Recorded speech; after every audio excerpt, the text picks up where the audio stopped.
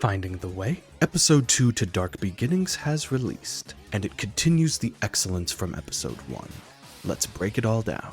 We begin again with another flashback to 50 years ago. We see a young version of the gun commander run from Shadow scared and angry, calling him a freak. Maria calls him Abe, which, for those who don't know, Abraham Tower was the name the gun commander had back in the Archie days. To see that continuity from Archie be brought into the games, those are the type of things I've been wanting Ian Flynn to do, and it's just really cool to know that the commander has a name.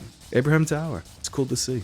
Maria sees that Shadow is looking at a Death Leech, a Black Arms creature from Shadow 05, showing some of the research that Gerald was working on, and it makes me more creeped out the more I think about it. That Black Doom gave him a leech in this eye, not as a test subject, but really to spy on Gerald, to see what Shadow would become, like his little cameras and agents throughout the arc.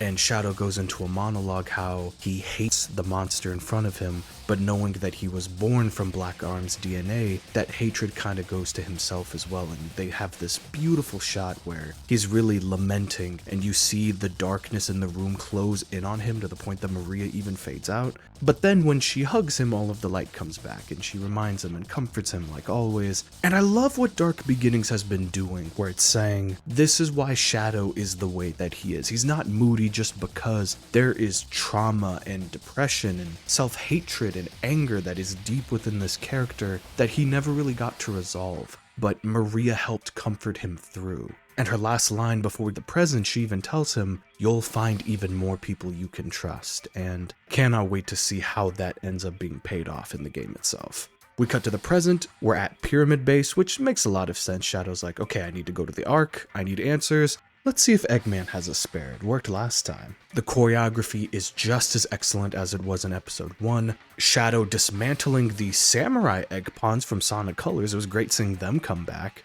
taking their swords and chucking it back at them. At one point, using his inhibitor rings to parry and block sword strikes, even catching the blades between his hands. Great stuff. Rouge and Omega enter the scene, and we get damn near 2 minutes straight of Team Dark doing Team Dark things, and it is beautiful. Omega is hilarious and badass as he usually is. His I have dibs line is great, and Roger Craig Smith is voicing him now, and he sounds perfect. Omega sounds so good. Rouge also is animated beautifully. Her choreography was great. The way that her and Shadow were bantering felt so natural, and also after the weird voice direction mishaps that she had in Sonic Dream Team, her voice direction and performance was significantly better. We then see Team Dark work together to dismantle an egg breaker from Shadow 05. Love the callbacks to Shadow 05 specifically in this episode with the Death Leeches and the egg breaker. And the episode ends with Rouge giving an ultimatum to Shadow of, I'll help you get your ship, but you have to go to Sonic's birthday. And Shadow's response and dejected sigh of him just going, okay, fine. I also love how they're gonna play with that, because he obviously doesn't want to go to the birthday party at the beginning of the game. But I think after everything he'll go through in his campaign, when the story ends, I think he will be more open, and I think we will see what the future of this character will look like and the more positive chip on his shoulder he's gonna have afterwards. And now we wait for episode 3 next week, and they are going to raid a gun base.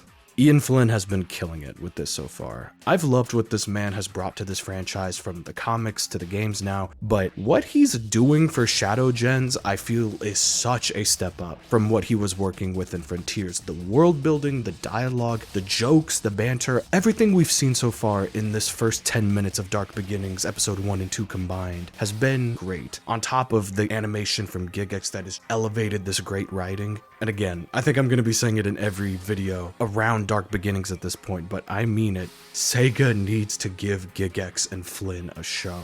They have a lightning in a bottle thing here that is working, and I'm not just saying that to be hyperbolic. This episode ended up being number 2 overall trending on YouTube yesterday. The love, excitement, and passion for what Dark Beginnings is doing for the franchise is being felt by everyone in the fan base. And it's also doing a solid job of pulling new people in who maybe were either on the fence or just straight up didn't know that this side of the franchise exists. It's beautiful to see. These episodes have been beautiful to see, and episode 3 cannot come soon enough. But let me know down below, what did you think of Shadow Generations Dark Beginnings episode 2?